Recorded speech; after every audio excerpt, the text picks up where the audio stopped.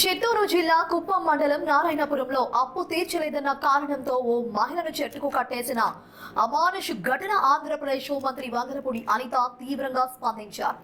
ఈ ఘటన తన దృష్టికి వచ్చిన వెంటనే ఆమె బాధితురాలతో నేరుగా మాట్లాడి ప్రభుత్వం అండగా ఉంటుందని భరోసా ఇచ్చారు. ఈ సంఘటనకు సంబంధించి హోంమంత్రి అనిత సోషల్ మీడియా ద్వారా స్పందించారు.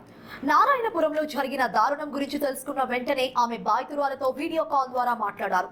ఈ సందర్భంగా ఘటనకు సంబంధించిన పూర్తి వివరాలను బాధితురాలు ద్వారా అడిగి తెలుసుకున్నారని తెలిపారు. జరిగిన అన్యాయానికి ప్రభుత్వం అన్ని విధాలా అండగా నిలుస్తోందని బాధితురాలకు భరోసా ఇచ్చినట్లు ఆమె పేర్కొన్నారు. బాధితురాలతో తాను మాట్లాడిన వీడియోను కూడా మంత్రి సోషల్ మీడియాలో పంచుకున్నారు. ఈ ఘటనపై తక్షణమే చర్యలు చేపట్టాలని హోంమంత్రి అనిత అధికారులు ఆదేశించారు. చిత్తూరు జిల్లా ఎస్పీ విఎన్ మణికంఠ చందోలతో ఆమె ఫోన్లో మాట్లాడారు. ఘటనపై సమగ్ర నివేదికను వెంటనే తనకు సమర్పించాలని ఎస్పీని ఆదేశించినట్లు వెల్లడించారు. అంతేకాకుండా బాధితురాలకు సత్వరమే న్యాయం జరిగేలా చూడాలని, ఈ అమానుషానికి పాల్పడిన వారిపై చట్ట ప్రకారం కఠిన చర్యలు తీసుకోవాలని కూడా ఎస్పీకి స్పష్టమైన ఆదేశాలు జారీ చేసినట్లు హోంమంత్రి తెలిపారు. రాష్ట్రంలో మహిళల భద్రతకు, వారి ఆత్మ గౌరవానికి ప్రభుత్వం అత్యంత ప్రాధాన్యత ఇస్తుందని, ఇలాంటి ఘటనలను ఉపేక్షించేదే లేదని ఆమె స్పష్టం చేశారు. బాధితులకు న్యాయం జరిగేంత వరకు ప్రభుత్వం అండగా ఉంటుందని పునరుద్ఘాటించారు. మీకు కూడా ఏం లేదు, నువ్వు కంగారు పడకు, గవర్నమెంట్ మీకు అండగా ఉంటుంది. ఓకేనా? శ్రీకాంత్ గారు ఆల్రెడీ నీతో మాట్లాడారు.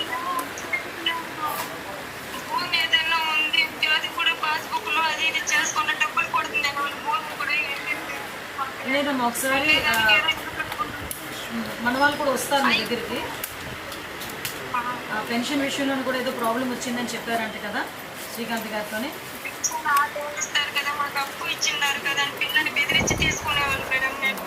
అదే అవన్నీ కూడా తీసుకొని నేను డిపార్ట్మెంట్ వాళ్ళతో కూడా మాట్లాడతానమ్మా. ఇంకా ధైర్యంగా ఉండు, సార్ కూడా నీతో చెప్పమన్నారు, ధైర్యంగా ఉండని చెప్పమన్నారు. శ్రీకాంత్ గారు కూడా మీతో మాట్లాడుతున్నారు, కంటిన్యూ టచ్లో ఉన్నారు తల్లి. ఏ ఇబ్బంది అయినా ఒకసారి శ్రీకాంత్ గారు కూడా మీరు చెప్పండి, నేను ఫాలోఅప్ చేసుకుంటాను. సరేనా? ఓకే అమ్మా, ధైర్యంగా ఉండమ్మా. ఏది పిల్లోడాడి ఆయన అన్న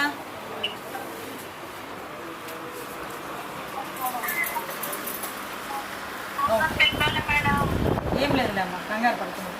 ఓకేనా?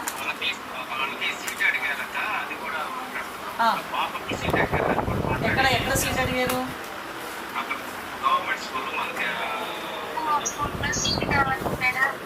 అలాగేనమ్మా, తప్పకుండా చేస్తానమ్మా, తప్పకుండా చేద్దామమ్మా.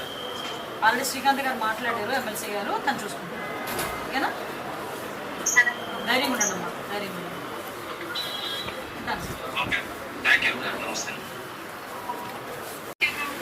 లేదమ్మా, ఇది చాలా దారుణం. ఇది నేను మాట్లాడాను, శ్రీకాంత్ గారితో కూడా నేను మాట్లాడాను. వెంటనే విషయం తెలిసిన వెంటనే మాట్లాడానమ్మా. నేను డిపార్ట్మెంట్ వాళ్ళతో మాట్లాడతాను. ఆల్రెడీ కేసు కూడా ఫైల్ చేశారు.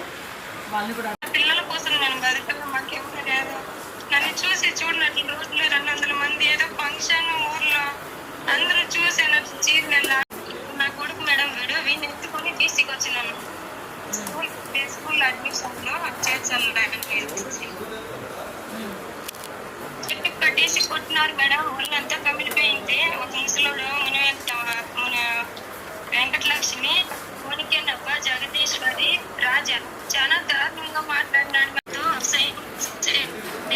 నా భార్యగా నా కష్టం అర్థం చేసుకోకపోతే భయపెట్టేవాడు ఇంట్లో ఉండేటప్పుడు.